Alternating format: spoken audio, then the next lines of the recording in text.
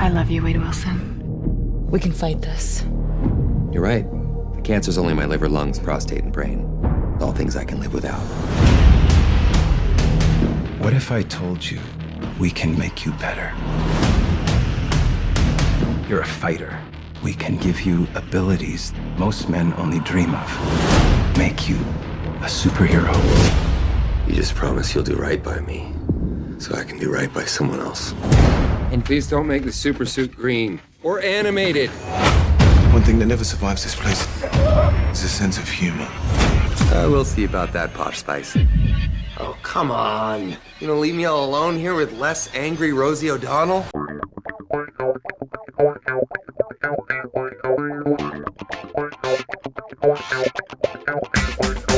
Hello, and welcome to Viva La Action, the action movie podcast where we're talking about all things action movies. The good, the bad, and the underrated. My name is Santi, and with me as always is my co-host, it's Grayson. What's up? Hello, What's it's me. Hello. What's up? Not much. What's up with you? Not much, just straight chilling, honestly. Sweet. Yeah. We were just discussing our morning bowel movements. Yeah. So if anybody was curious how close of friends we are, there you go. Yeah, we talk about our bowel movements more than two people probably should. But But yeah, that's okay. It's a lovely morning here. it is. It's a crisp, probably like 50 degrees outside. In Yeah. Is it February yet? Nope, it's Nope. It's still January. Yep. But that's okay because by the time this comes out tomorrow. I was gonna say by the time this comes out, it'll be Valentine's Day ish. Yeah. But that's not true. We're still a good Nope. 2 weeks away. Yeah. That's Um, okay. But regardless, this is kind of our Valentine's Day special episode. Yeah. And as such, we decided to watch a film with a romantic plot. Yeah. One of the most romantic movies, I think, actually. Actually, you're probably right. Second only to I think 2017's Venom. Which is probably Yep. Mm-hmm. a much more romantic film. Yes. But we're not talking about Venom. We are in fact talking about 2016's Deadpool, which is a film directed by Tim Miller with a script by Rhett Reese and Paul Wernick. The character of Deadpool, which this film is based on, was created by the writer Fabian Nicieza and the artist Rob Liefeld. We will return to Rob Liefeld in a minute. Okay. The film Deadpool stars Ryan Reynolds as the titular Wade Wilson, with support from Ed Skrein, Marina Baccarin, TJ Miller, and Brianna Hildebrand. The film carries an impressive 85% critical score on Rotten Tomatoes, with an even more impressive 90% audience score. And Deadpool does not pass the Bechdel test, unfortunately. Nope. Not necessarily a mark against it, but just something to be aware of. Yep. And finally, the synopsis from IMDb. A wisecracking mercenary gets experimented on and becomes an immortal, yet hideously scarred, and sets out to track down the man who ruined his looks. Bum, bum, bum. That sort of sums it up. It leaves out a lot, but Yeah. Yeah, there's a lot more that goes on in there, but yeah. But before we get into the background of this movie and our deeper thoughts on it, what do you think of this movie? I love it. I think it's one of the greatest movies ever created. Okay. It's so good. It is very good. And I should say, this was your suggestion. This is one of the rare double headers where we've both seen this film before. Yeah. This wasn't a new experience for either of us, but I don't know. When was the last time you watched this movie? Oof. Probably like a year or two. Oh, okay. I don't think I think the last time I watched it, it was probably in college. Like, I think. Really? Yeah, it probably would have been. I think it was when you and I lived together. It was one of those times where you just I think you were just watching it or something like that, and Okay. I caught most of it. Or maybe because I know we watched the second one together because I Yeah. hadn't seen it when it came to Blu-ray. Um, so maybe we did a double feature or something. I don't remember, but Something like that. yeah, I haven't seen it in many years. Um, and I was surprised by how much I still enjoy it. I Mhm. thought maybe it wouldn't age too well, and I think there's some stuff in it that hasn't aged great, but yeah, I really enjoyed it. I think it's much better than the second one, and That's fair. I haven't seen the second one in a long time, but I remember liking the first one a lot more, and I also think it's a lot better than a lot of superhero stuff that has come since. Oh yeah. Um, and I was gonna say, so originally I was gonna lead into this episode by saying I was gonna make a crack and say that how funny is it that our first superhero film that we cover is like a spoof of superhero movies. Yeah. Um, but I can't actually say that because technically we talked about Constantine, which That's is a true. superhero comic book film. Yeah. So on a technicality, I can't make that joke, but Yeah. um, yeah, it's a good movie. I really enjoyed it. Yeah, I think you need a lot of context to enjoy it. Um, that maybe your average movie fan doesn't have. Yeah. But even saying that, I mean, it made like $1 billion. So what Yeah. do I know? Yeah, that's fair. um, but yeah, it's a great movie, and I think Yep. as a love story, it works very well. Yes. Yeah. Um yeah, this is one of my favorites. I also do really like the second one. When the second one came out, I've said this before. The first one is like the Deadpool movie we wanted. Yeah. The second one is the Deadpool movie we needed. Because the Okay. first one is kind of like, it's the one that we wanted. It's like it's everything that people think Deadpool is. Yeah. The second one dives deeper into his like mental state and like deeper into who actually is Wade Wilson and his like trauma and all of that kind of Mhm. stuff. Um, because Wade Wilson is a horribly traumatized and damaged person. Yeah. And so the second one does a really good job, I think, of touching on all of that. I do really like the second one. I love Cable. I think they Mm. one did a great job casting Cable. And that character is just fun. Yeah. I think I see where you're coming from. I think it's just for me, the second one is too I guess for me the second one is not as tight as the first one. And That's fair.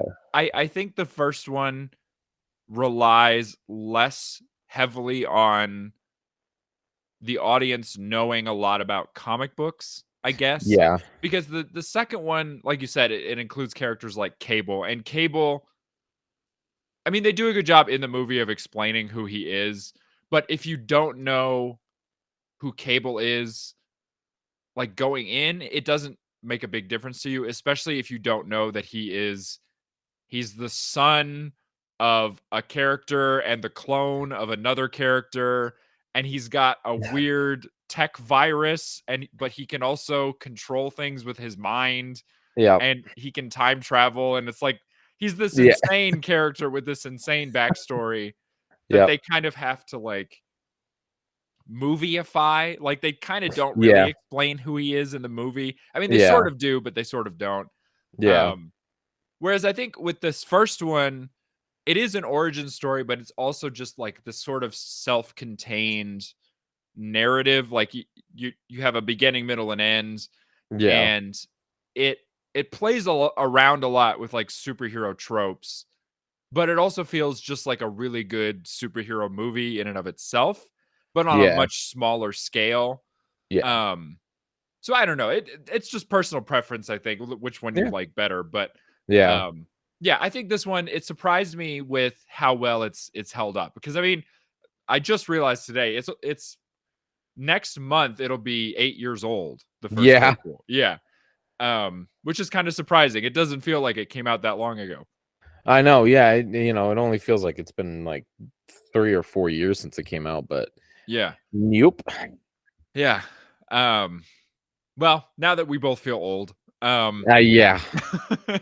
I think it's time that we stop here, acknowledge that moving forward we will be spoiling the rest of the film. Yep. If you've somehow missed this one and you're listening to this for the first time, personally, I would say stop this, go Yep. watch it. I can recommend this. I would say my recommendation comes with some small caveats. One being, I think you'll like this more if you do like superhero movies. Yeah. Like if you have a general knowledge of Marvel movies and more specifically like the X-Men films, I think you'll get more out of this than if you're just a casual movie fan. And two, just be aware that a lot of the humor is very crass Yes. and childish, but I think it's childish with a certain degree of irony, I guess. Yeah. But I could see how some people could perceive this as having like a stupid sense of humor, which I can understand is not some people's taste. So I would just say Right. if you're not a fan of those two things, you could maybe give this a miss, but otherwise, yeah, 100% I would recommend somebody go watch Yeah. it. Saying, and I would also say, just content warning, Mhm. like you were saying, there's a lot of strong language. A lot of strong language. It's a little bit more gory than your average Marvel movie. Yeah, a little Um, bit. Mainly because Wade Wilson or Deadpool, he kills. Yeah. He does not have a no kill rule. So it's not like other superheroes where they just knock him out or just kind of rough him up a little bit. Yeah. He straight up, there's one dude he just cuts in half. Well, So yeah. and then also lots of nudity. There is a lot of nudity. It's mostly Ryan Reynolds who is nude. Yeah. They do go to a strip club, lots of titties. Yeah.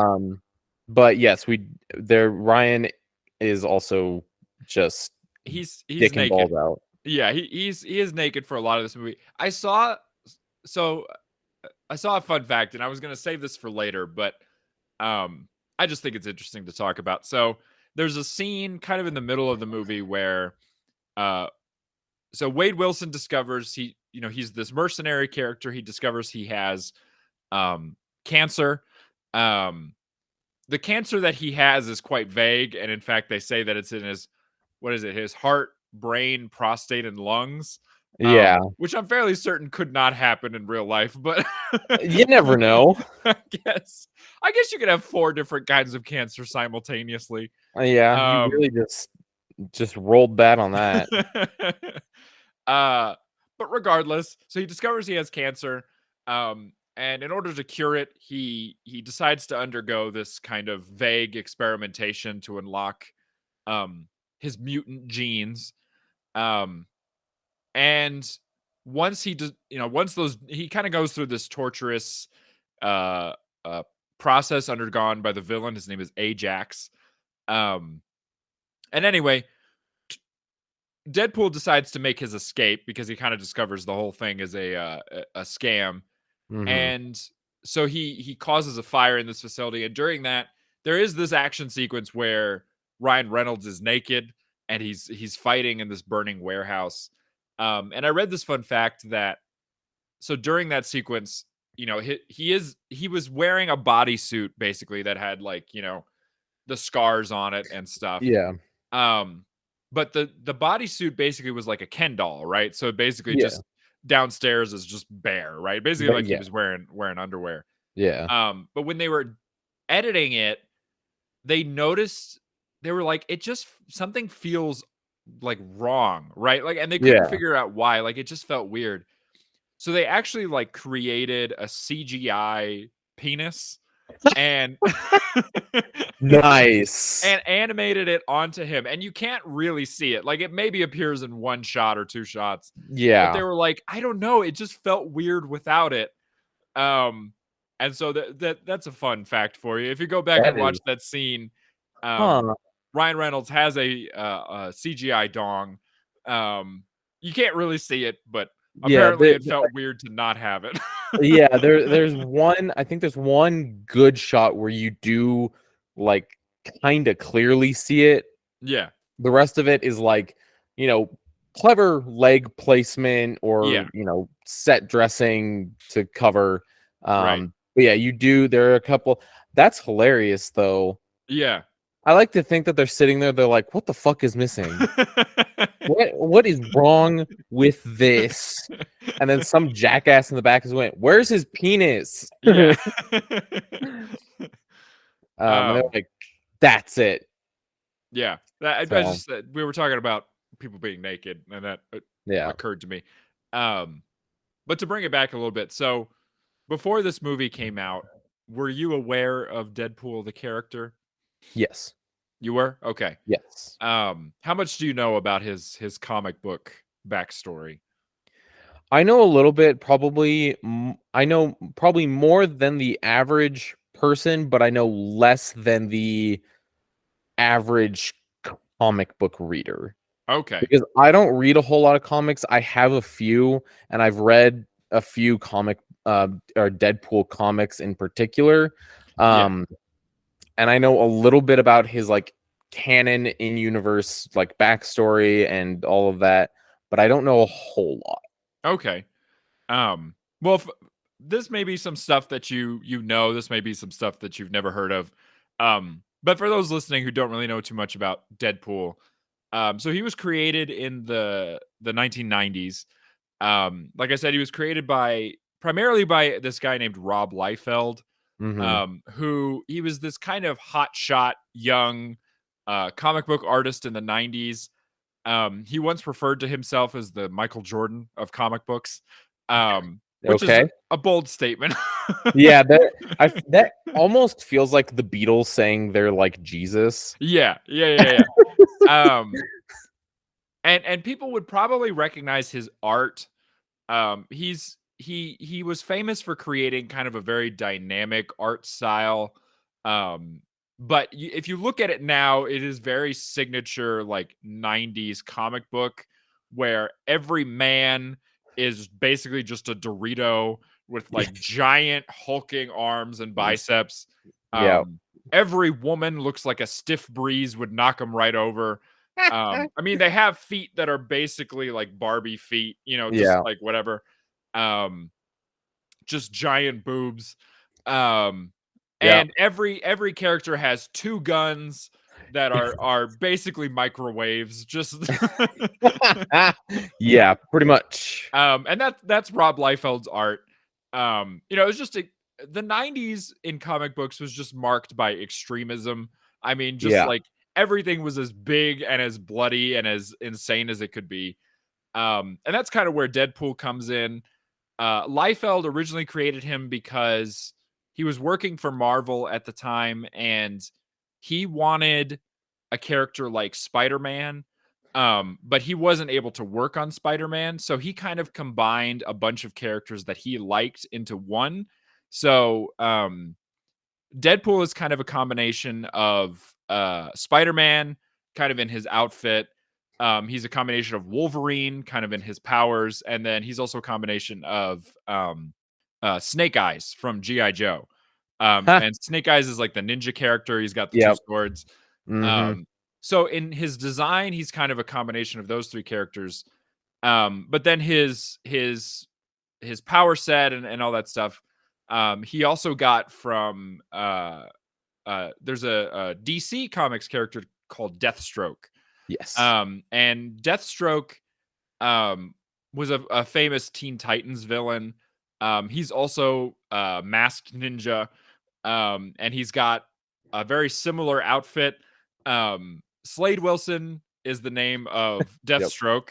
Yep. And kind of as an inside joke, Rob Liefeld named Deadpool Wade Wilson, Yep. with the idea being that if they were to ever cross over, it could be hinted at that maybe they were distant brothers or something. Yeah. Yeah. So Deadpool is kind of from the outset like this. He's kind of a weird mishmash, but he's also kind of a spoof of Yeah. other comic book characters. And Grayson can see me. People on the YouTube probably can't. I'm just riffing right now. This is all just in the back of my head knowledge. Off the dome. Yeah. Yep. But anyway, that's all just to say that that's kind of where Deadpool comes from.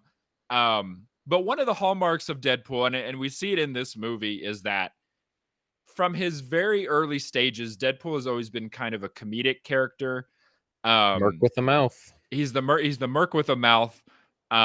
He's more of an anti-hero than he is a traditional hero. But at the same time, he's also kind of a spoof of anti-heroes. And one of his hallmarks is that he is aware that he is a comic book character. Yes. So he's actually not the first character to do that. He's preceded by a couple others, but most notably in Marvel, actually, She-Hulk was one of the first comic book characters to be aware that she's in a comic book. She often would break the fourth wall. She was known for, like, you know, if a character, you know, was in a different panel and she didn't know how to get to it, she would just walk through the panel. Yeah. You know, fun stuff like that. And so Deadpool kind of follows on from that tradition because he's very similar. He, you know, if oftentimes in comic books, if Deadpool has a problem, he would sometimes just be like, oh, wait, I'm in a comic book, and then do whatever he wanted. Yeah. He often has conversations with the writer and the artist. He's known for, there was a period of time where Deadpool would have an internal monologue kind of on the comic book page, and then he started to disagree with his internal monologue. So then for a while he had two internal monologues. He would have one that was by the writer and then one that was by Deadpool. And you know, he would critique his other internal monologue. So he's always kind of played with the tropes of the comic book format. And I remember when this movie was coming out, there were a lot of people who were concerned that, like, the movie wouldn't do that. But he does. I mean, he is in this movie. He's aware that he's in a movie. Yeah. And I think that can be kind of jarring if you're not aware that that's going to happen. Yeah. But I think it works well in this one because he doesn't do it too much. I think it could get annoying if he overdoes it. Yeah. But for the most part, I think it works in this movie. Yeah. How do you feel about the humor in this? Like I said earlier that I think most of it ages pretty well. But I think maybe for me, there's like one or two moments that you're like, oh, that's nah. Yeah. I enjoy the humor. I think it's there, you know, because I watched this last night. I was pretty much, you know, laughing the entire time. I think it's good. I love the fourth wall break. Yeah. I think that's one of my favorite things in media is when they break the fourth wall and they're just kind of aware of it. Yeah. But yeah, and there's a moment where it's like a flashback, and because he's talking about the woman that he is like living with after like the whole experiment, right? The blind lady. Yeah. And there's like a flashback to when they first meet, and Deadpool like looks at the camera and he's like, a fourth wall break inside a fourth wall break. That's like 16 walls. And so I thought that was pretty funny. Yeah. But you know, that plays onto or into the like whole idea that, like, you know, that would probably happen in the comics. Yeah. Right. And so it was very true, I think, to the character. Yeah. They might have, because, you know, reading Deadpool comics and then watching these movies and kind of comparing the two, they might have gone a little overboard with the humor. Yeah. But I think it's a matter of there was maybe too much, but the humor, I think, was on par with the character. Yeah. I think, Yeah, I think I tend to agree. I think this movie has a really good balance of humor, action, and sincerity. Yeah. But there are moments where I think some of the jokes just go on like a little bit too long. Um, and I think I don't know. But I do think the humor works very well. Like the scene that you're talking about, like where he flashes back to the laundromat, that has my favorite joke in the whole movie, where Deadpool's telling us he's like, and actually I have a roommate and it's a character you've met already, and then it flashes back to the laundromat, and you think Blind Al is gonna say something, whatever, and Yeah. instead she just goes, "God, I miss cocaine." Yep. Yeah, no, that one always gets me. That's a That is really good such one. a good joke, because like you have no idea what she's gonna say. Nope. You think like she's this old, unassuming woman. She's blind, and Yep. just like, and she's not in the movie that much. She's a pretty big character in the comic book. She's Deadpool's roommate slash his prisoner. He kind of holds her hostage in the comics, which they don't really touch on in the movie. She only has a couple of moments in this, but every time she's on screen, she is so like just hilarious, that character. Like Yeah. there's a great moment later where they're gathering up all the weapons, and they're like, all right, is that everything? And then they turn, and Blind Al has like a Oh, a just a gun big pointed ass at the gun. two of them. Yeah. Yep. And then Uh, I think one of my favorite jokes is actually right after that, where Deadpool is like leaving mm. and he tells her he says Oh yeah, I know what you're saying. I buried like 116 kilos of cocaine right next to the cure to blindness in the apartment. Good luck. There's another good joke in that scene where right after he steps out, Weasel, who's played by T.J. Miller, he looks at Blind Al and he goes, "You want to get fucked up?" Yep. um, Yeah. not to burst any bubbles, unfortunately. I did want to bring up, because I like to be Mr. Everybody's terrible. Yeah. TJ Miller is a bad person. I Unfortunately. figured. He's one part creep. One part he swatted somebody one time. He called in like a fake bomb threat or something. I didn't look up the details of it. That's just a vague Yeah. notion that I have. But yeah, TJ Miller, not a great person. Eesh. Um, Well, you know. the other notable person in this is Angel Dust, Yep. played by Gina Carano. Yep. Yep. She I was a she is really disappointing to me. Yes. Because I was a really big fan of hers. She was like prepping herself to be like a really good action star.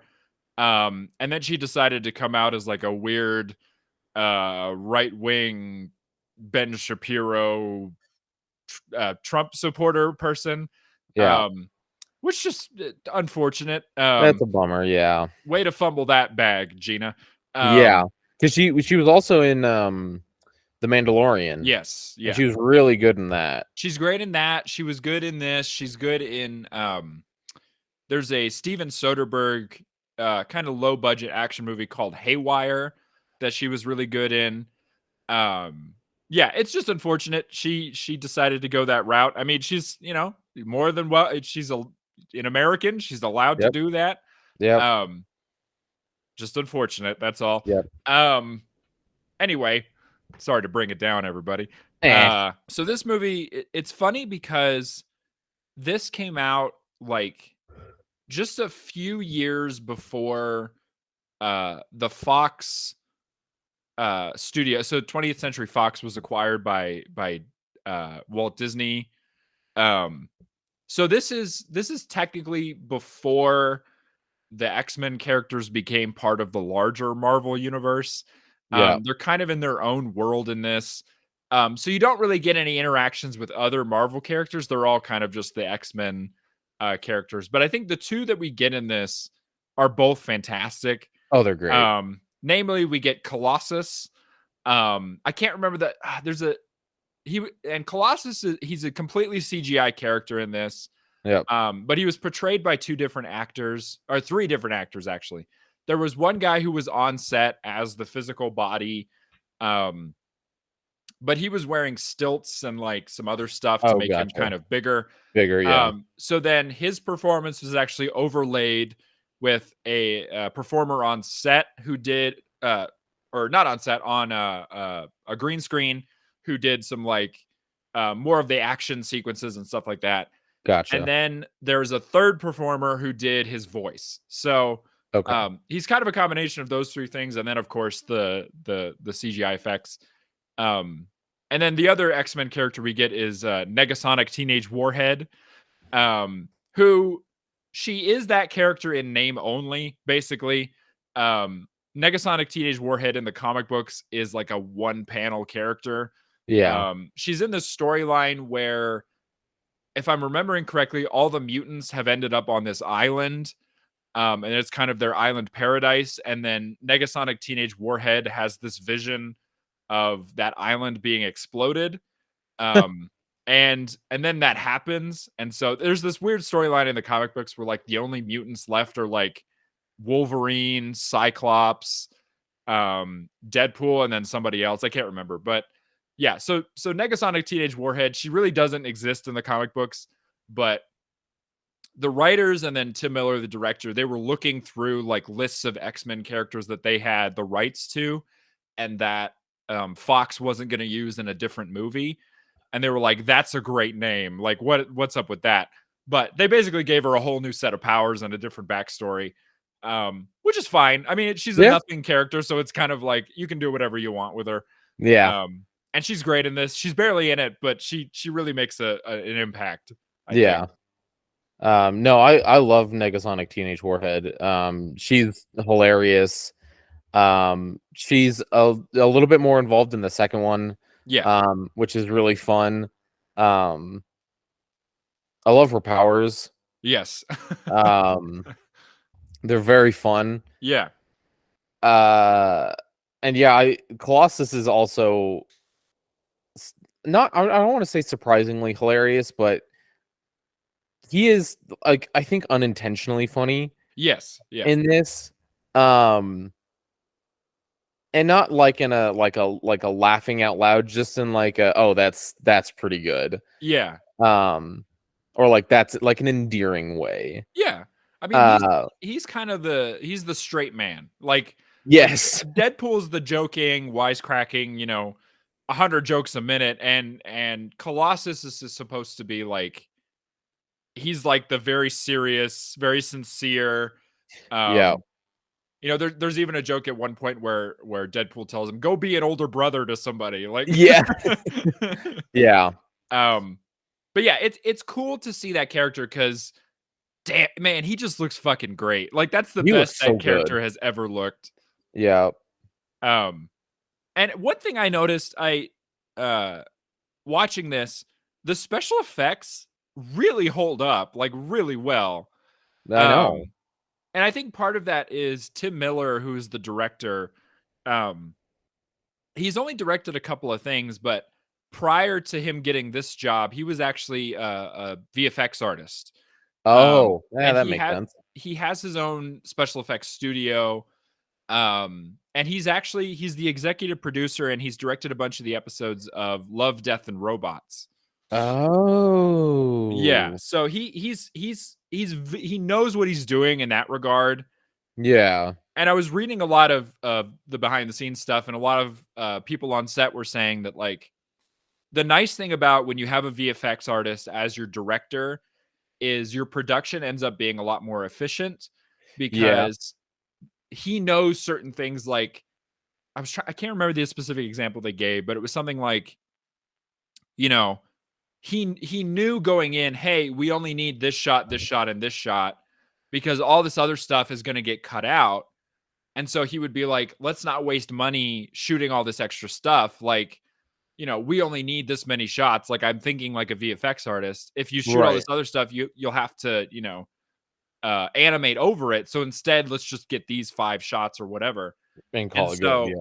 Yeah. And so one of the things with this movie was the studio only agreed to make it R-rated if it could have a lower budget. So this has about half the budget of like a typical superhero movie.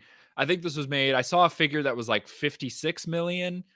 Other places I saw like 80 million. Okay. Which again, it's a shit ton of money. Yeah. But when you're looking at like in this, even in this time period, like X-Men Apocalypse was made for like $200 million. You know, Jesus. like Days of Future Past was like 150 million. So they made a really good looking movie with like way less money. Yeah. Which is really impressive. And like I Yeah. said, you look at it and you're like, this looks better than a lot of the movies that came out last year. Yep. Oh, and that's why I love it so much, because it doesn't feel like, well, and okay. So, Santi, you know this about me, but Yes. I love the X-Men movies. Oh yeah. I will Yeah. defend every X-Men movie till the day I die. I think they're wonderful. I love the X-Men, and so this movie doesn't feel like your typical Marvel movie, Yeah.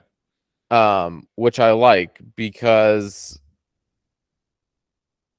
all, like, everything pretty much starting with Infinity Wars, and honestly probably some stuff before that, like Doctor Strange and all that kind of stuff, were, and I'm gonna get so much hate for this probably, but they were mid as fuck. Okay. Like, I could not stand Infinity War. Nothing happened in that movie. It was so boring. Endgame was a clusterfuck, honestly. I didn't care about anything happening in that movie at Yeah. all. And then everything that came after, I haven't seen, Right. because I know it's gonna be the same shit as other whatever. Mhm. And so I you know, I the for me, I really only like, you know, the first movie in like a character's like story, I guess. So like the first Captain America, Right. really, really good, right? The first Iron Man is okay. It's not my favorite, but it is. I think of the Iron Men, the second one is also okay, but the first one I think is better. And so, you know, but the rest of it, I can't stand it. That's Um, fine. and so, but the X-Men movies I love, because Yeah. they don't feel like that. Yeah. Like, I saw X-Men Apocalypse in theaters like 6 or 7 times. Damn. I love that movie. My favorite part in that movie is the silver Quicksilver scene. Oh yeah. Mhm. If you don't know what I'm talking about, go watch that movie. It's fantastic. But yeah, I love all of the X-Men. I love Hugh Jackman Yeah. as Wolverine. And so, and that's why I love this movie so much, is because it doesn't feel like every other Marvel movie. Yeah. And yeah, like you were saying, it looks really fucking good. It does. Yeah. Like this, like Deadpool suit, holy fuck, that looks good. It does. And I mean, I think a big part of that is it's a practical suit for the most part. The only thing they really CGI is his eyes. Yes. But what I like about it is it doesn't feel like it doesn't feel like the comic book suit, in the sense that if you read the comics, the Deadpool suit is basically like a spandex. Yeah. You know, it has some pockets on it and stuff. So what they did was translate it onto screen in a way that felt not realistic, but felt tactile, I guess. Like, it's got Yeah. a good leathery, like, combat feel to it. Yeah. but they didn't go, the Marvel route, like with say something like Captain America, where it's all, slick and Yeah. basically like a combat suit. Like it doesn't feel like Captain America's suit. I do genuinely really like it, but it does feel like it's basically just a flak jacket with, Yeah. the Captain America symbol. Deadpool's suit feels comic booky and like kind of impractical, Yeah. but Yes. it feels tactile and it feels like it's a good interpretation of his outfit. Yes. Um, and I like that. I don't know. It's just it's a really nice suit, and I appreciate that, especially for like a lot of the action sequences. It is it is stunt work, right? Like Yes. I like that even though the action isn't really the focus in this movie, there is a good bit of it, and the bit that we get feels really nice and it's nicely Yeah. coordinated. You get the sense of what Deadpool can do. He's this mercenary. They talk a lot about he was in the special forces. Yeah. And yeah, he does some flips and kicks and stuff that looks kind of silly, but he feels like a martial artist in a good way. Yeah. And yeah, it's a really well put together movie. And it's a shame that the lesson a lot of movie executives learned from Deadpool was make everything R rated, when the lesson they should have learned is let your filmmakers have the room to make an interesting movie, I guess. Yes. Like this was a passion project for basically everybody involved, right? Like Yeah. Ryan Reynolds has wanted to play Deadpool basically since like the year 2000, right? Since he played that god awful one in the X-Men Origins Wolverine. Yep. Yep. But I mean, even before that, like a Deadpool Yeah. movie's been in development since like 2006, right? Right. And you can tell that he does like the character, cares about the character. Tim Miller has, talked about he always wanted to do a Deadpool movie. He's just loved that character.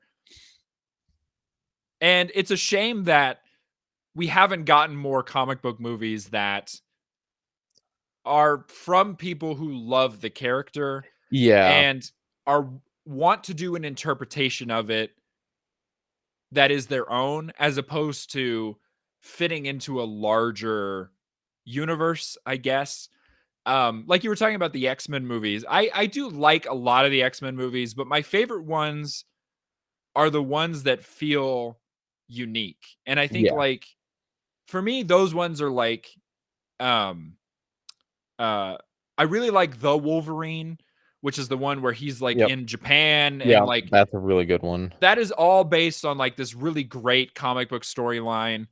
And it's got such a unique feeling and vibe to it. I really like Logan. It's not my favorite X-Men movie, but I really like it. Yeah. I really like X-Men. What's it called? The one in the 60s. I can't Days remember of what it's Future called. Past? Yeah, no. The one before that. Time to Google. It's not the third one? First Class. First Class. Yeah. I mean, First Class is fantastic, but Yeah. again, they all kind of have their own feeling. And I wish more superhero movies leaned that way. Like for all its faults, like I don't like this movie, but I appreciate that something like Joker at least tried something, right? Yeah. Like Yeah. it tries to be different. That's why so many people like The Batman, because Yes. it's a superhero movie that feels like an honest interpretation of that character Yeah. that isn't made to just fit into a larger story, I guess. Because I Yeah. think that's why a lot of people have started to fall out of love with Marvel is the individual films don't feel like individual experiences. They feel like an episode of a TV show, right? Yeah. And people love TV, but people want a full story and a well-crafted story that feels interesting and unique. And Deadpool is that, right? Like I think that's again why I like the first one is even if they never made another one, it's its own self-contained passion project. It has just such a great like beginning, middle, and end. And you can tell they really just went balls to the wall with it. And I love that. Like, that's Yeah. what superhero movies should be, you Yes. know? That's what all filmmaking should be. It should be, Yeah. you know, filmmakers should be allowed to express their vision. And Yeah. unfortunately, we've kind of moved into this period in pop movie making where movies are kind of being controlled by executives more than creatives, I guess. Yes. Which is unfortunate. It is, really yeah. it stifles creativity in a really bad way. Yeah. Yeah, no, I totally agree. It's it is a shame that is sort of where we're at with movies now. Yeah. So speaking of the Deadpool that is portrayed in X-Men Origins Wolverine, Oh, yes. that is it was a very unfortunate. Now, at the time I watched that movie, I didn't know who Deadpool was. Yeah, same. So I was like, "Oh, okay, I guess that's whoever." Yeah.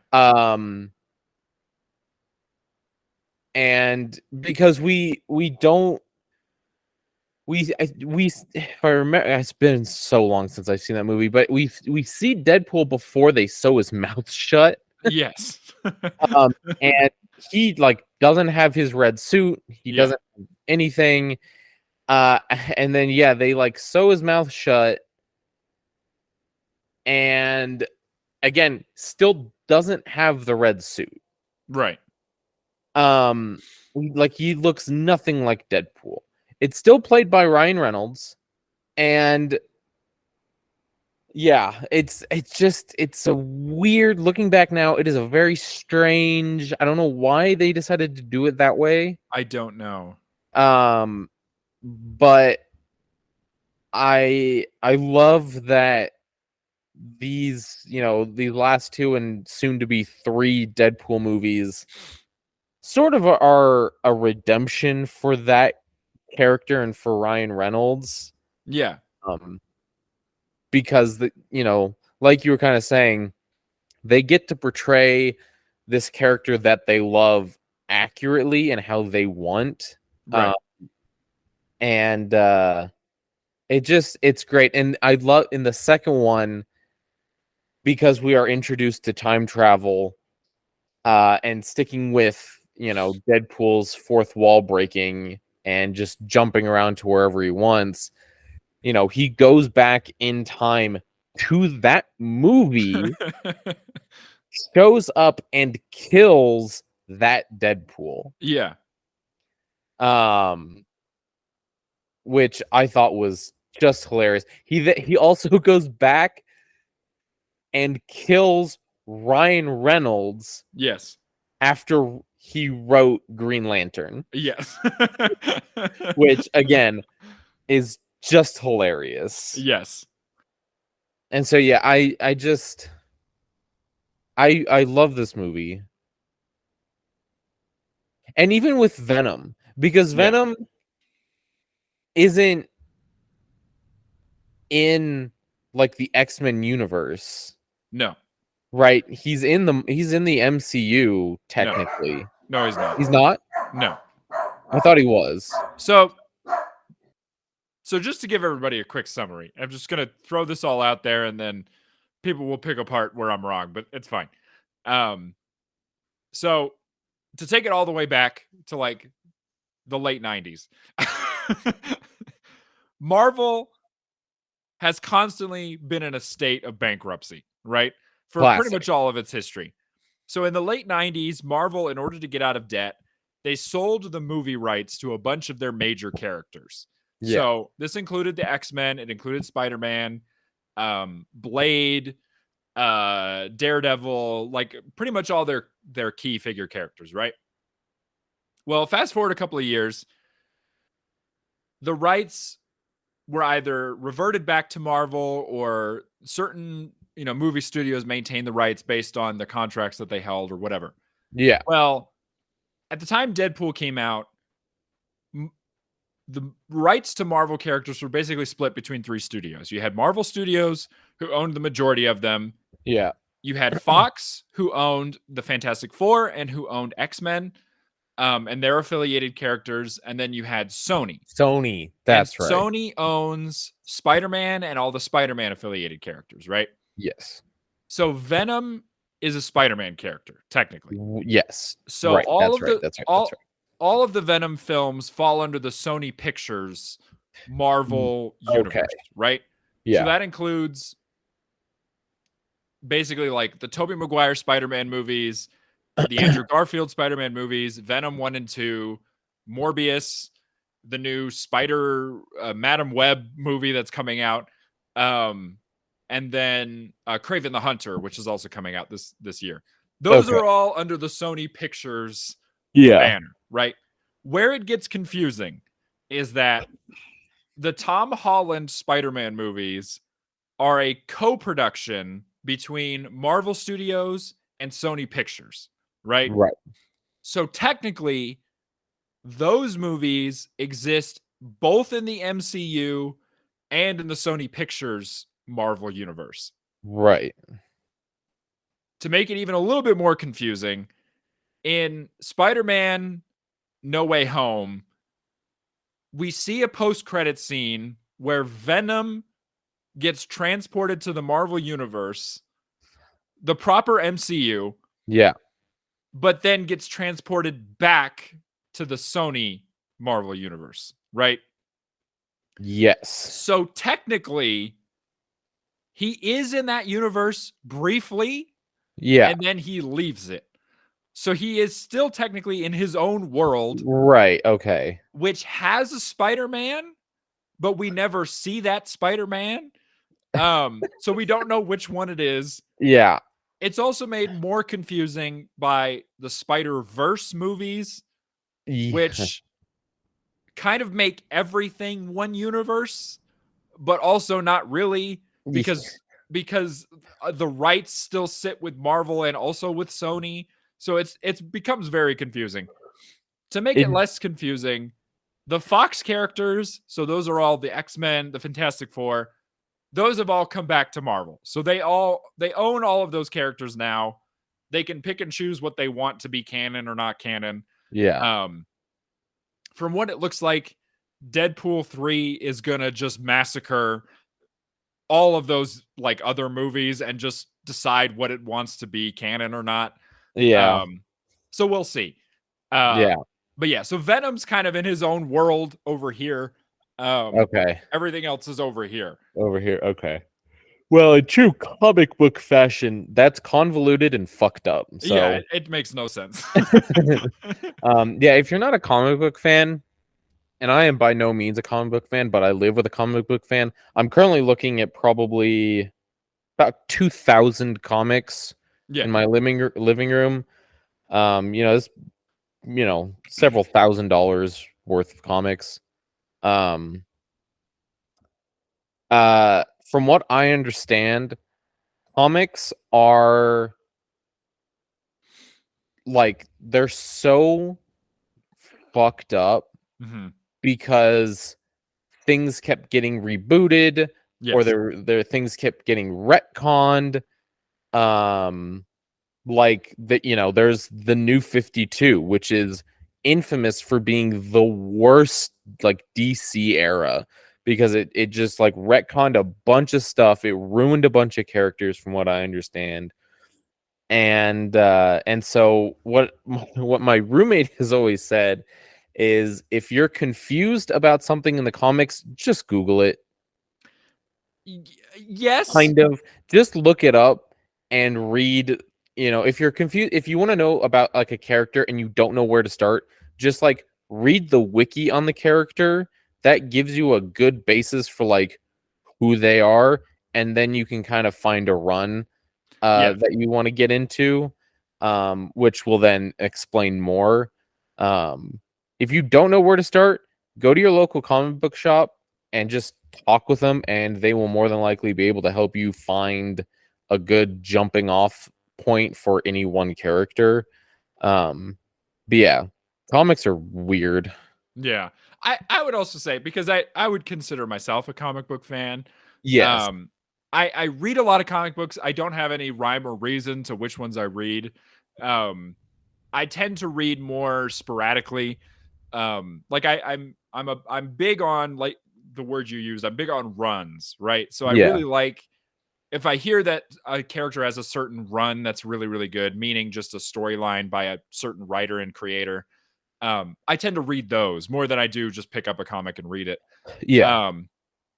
And I wanted to say too, if you're somebody who really likes comic books, but you don't know a ton about them and you want to get into them, your local library probably has a huge repertoire or a huge collection of graphic novels, right? Yes. And generally speaking, graphic novels are just 5 to 10 issues that have been collected into a book, right?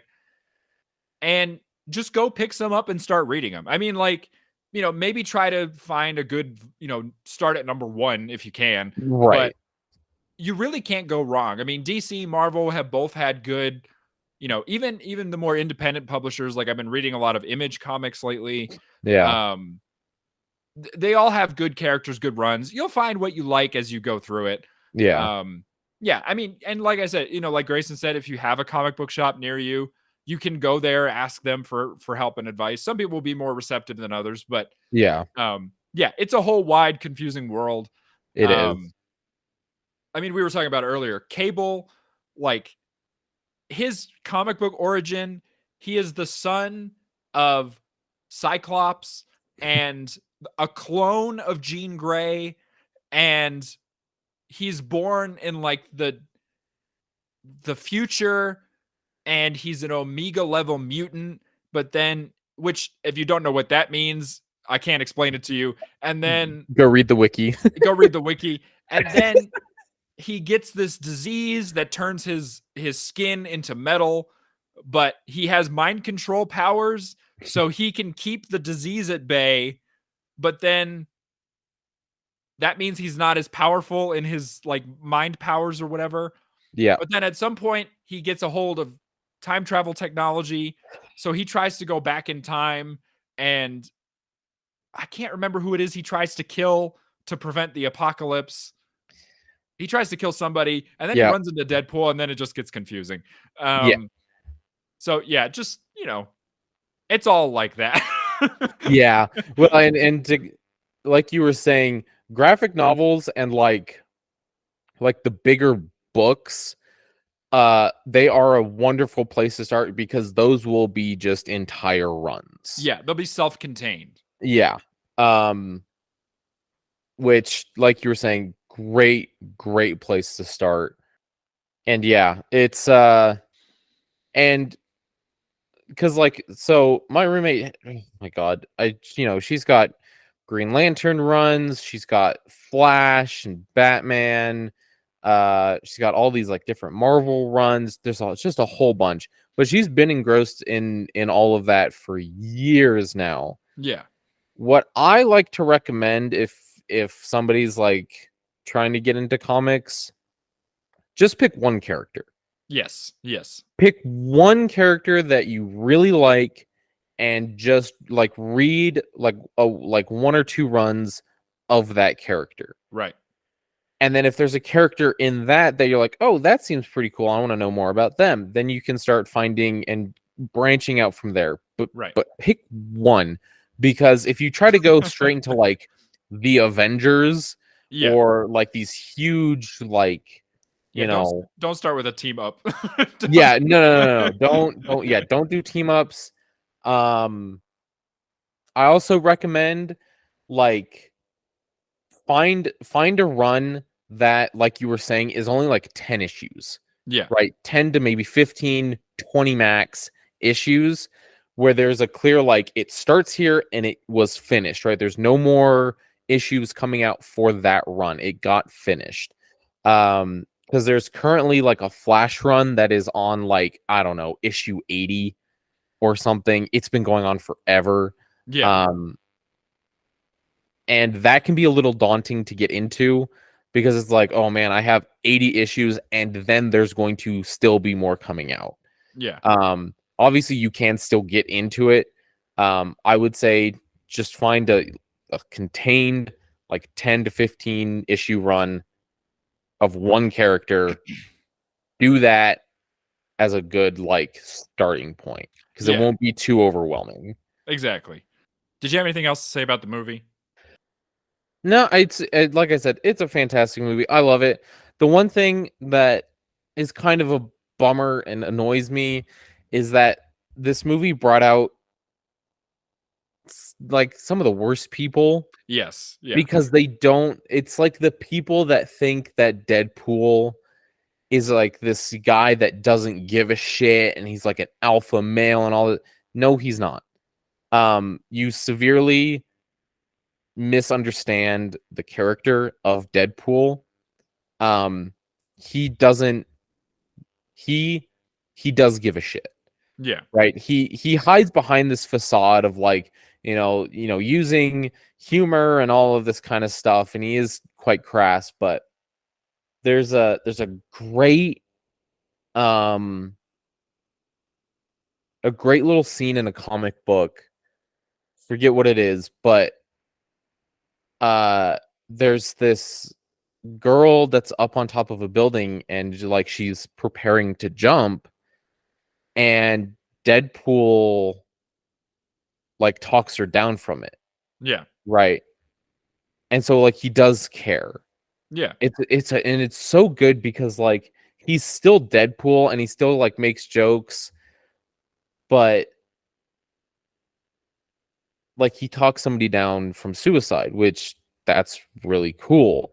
Um and like I said at the beginning, he is a very broken and traumatized character. Yeah. I actually have some Deadpool comics where uh um Deadpool gets like he's like stuck in his own head Yeah. and there's this I think she's a cop that takes up sort of the Deadpool mantle and she has to try and help Deadpool out of his own mind.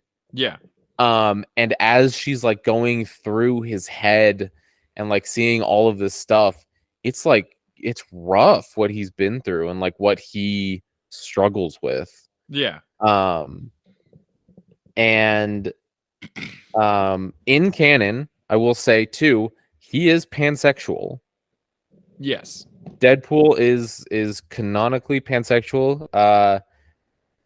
He's isn't he married to like the like Death or the Grim or like somebody like that?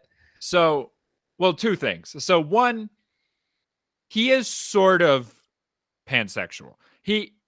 One of the writers of Deadpool tweeted one time that Deadpool was pansexual. It was Yeah. then deleted. And Rob Liefeld, or I don't remember if it was Rob Liefeld or Fabian Nicieza, came out and was like, basically said that he is pansexual if you want him to be. Yeah. He is whatever you want him to be. Yeah. Because what he basically said is like Deadpool is whatever sexual orientation he thinks he is in the moment. Like, if he's hanging out with, I don't know, Ryan Reynolds, all of a sudden he's gay. But if he's, Yeah. If he's hanging out with Death, he's straight again. Yeah. He's kind of saying like he's whatever you want him to be. If you Yeah. want him to be pan, he's pan. If you want him to be gay, he's gay. It doesn't matter. Yeah. Which I guess is basically saying the same thing, but Yeah. whatever. But yes, He's queer. in the comic books, Deadpool has a relationship with Death, who in the Marvel universe, if you don't know, Death is a woman. She's like this, I don't know, she's a space being. Death is also actually she's got kind of a will they won't they with Thanos. In the comic books, like Thanos is in love with Death, and that's kind of why he originally gets all the Infinity Stones. I think in the movies they didn't want to explain that, so they were just like, I don't know, just his planet or whatever. Yeah. But yeah, in the comic books, he is actually incredibly jealous of Deadpool because Death is in love with Deadpool and Thanos Yeah. is in love with Death, but Death's not really in love with him. Yeah. Anyway, again, comic books are dumb. Yeah. There's a lot of fun. Again, not to get into the weeds on Deadpool too much, but if you get interested in diving into Deadpool, there are a lot of fun sort of side characters and alternate universe versions of Deadpool. Yep.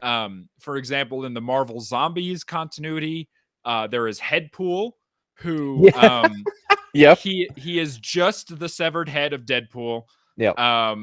He has full intelligence. He can speak. He's basically one of the only Marvel zombies that kind of maintains his intelligence. Yeah. There is Dogpool, who he's Deadpool, but he's a dog. There's Lady Deadpool, who she's Deadpool, but she's a woman. There's Gwenpool, who is that is like a joke on top of a joke on top of a joke that I don't have time to explain. Read the wiki. Just read the wiki. Yeah, there's all kinds of different ones, and he's always like killing other versions of himself, and there's a great storyline which I don't recommend you read if you've never read a comic book before. It's called Deadpool Kills the Marvel Universe. I've heard of this. Yeah. Again, don't read that if you have no context, because it won't make an ounce of sense. But there is a storyline where Deadpool kills everybody, including the Hulk, who smashes his head in, and then he somehow manages to heal from it. Doesn't have to make sense. It's fine. But yeah, anyway, Deadpool's a great. He's got a great long comics history. Deadpool 3, it looks like, is going to bring in a lot of those sillier characters. Like we might end up seeing Lady Deadpool, or we might end up seeing Dog Deadpool, or something like that. Yeah. But that's basically all I had. It's a great movie. Yeah. I don't regret watching it. I had a great time. Yeah. Yeah, and I have this rewatching this made me have higher hopes for Deadpool 3 than I had previously. I was kind of like, I don't know. I'm like, I don't know. But considering a lot of the same creative team is involved, I think it'll be good. I'm cautiously optimistic. There you go. I'm just excited to see Hugh Jackman again as Wolverine. Yeah.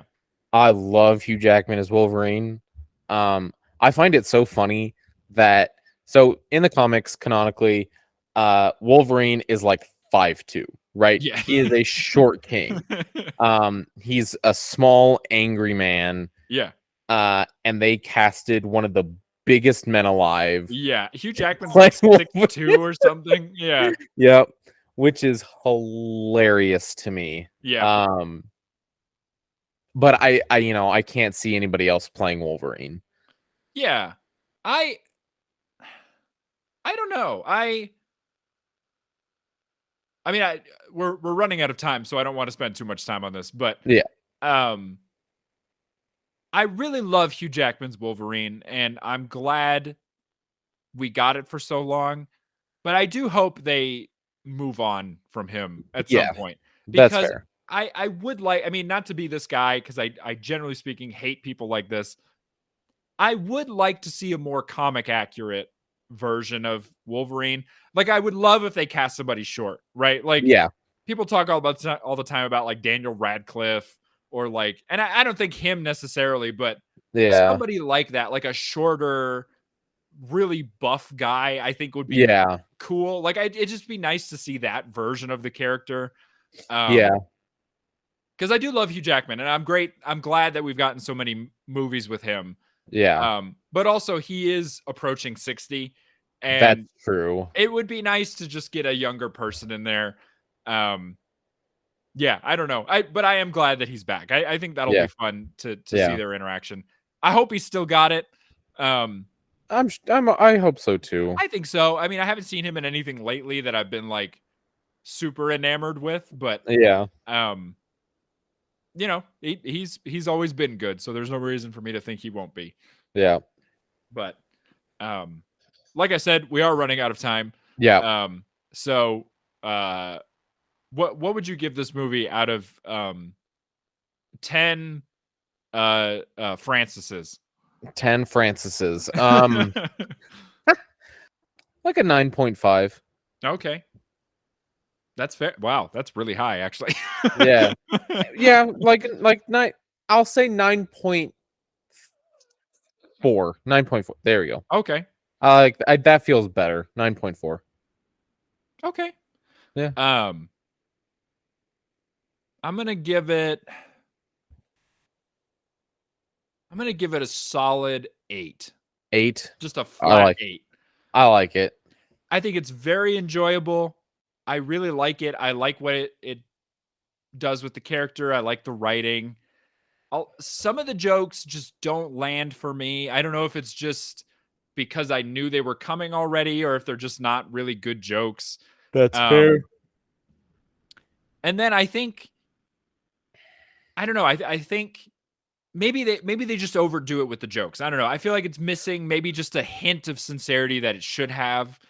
Even though I do really enjoy the balance that it holds, I think maybe it should just pull back on some of the humor just a tiny bit. Tiny bit. Um, I agree, and I think that's part of the reason I gave it my score. Yeah. I think it could use a little less of the wisecracking. I think sometimes it gets to be like overload. Yeah. But besides that, yeah, I think it's a great movie. It's hard to deny that it's a great movie. Yeah, for sure.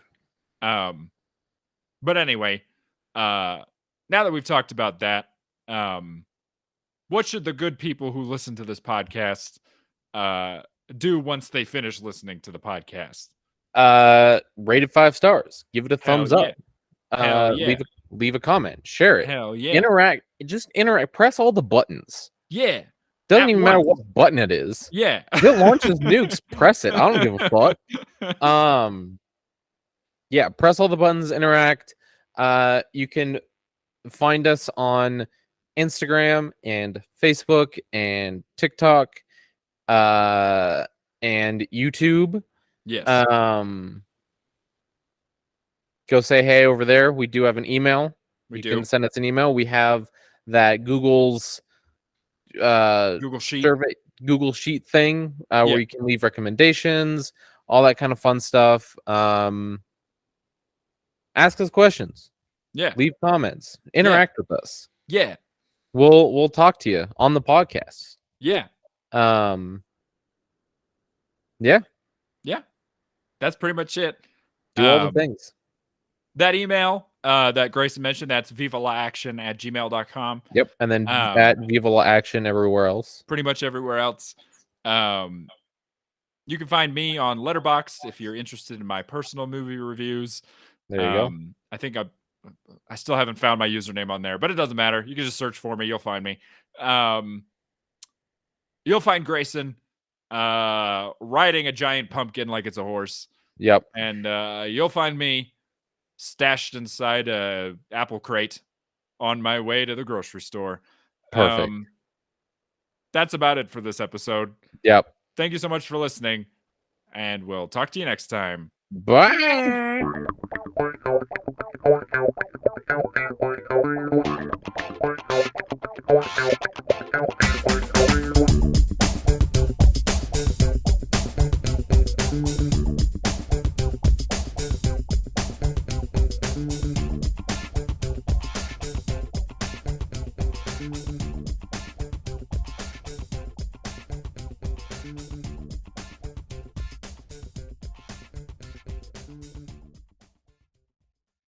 Okay, we're in the after the episode.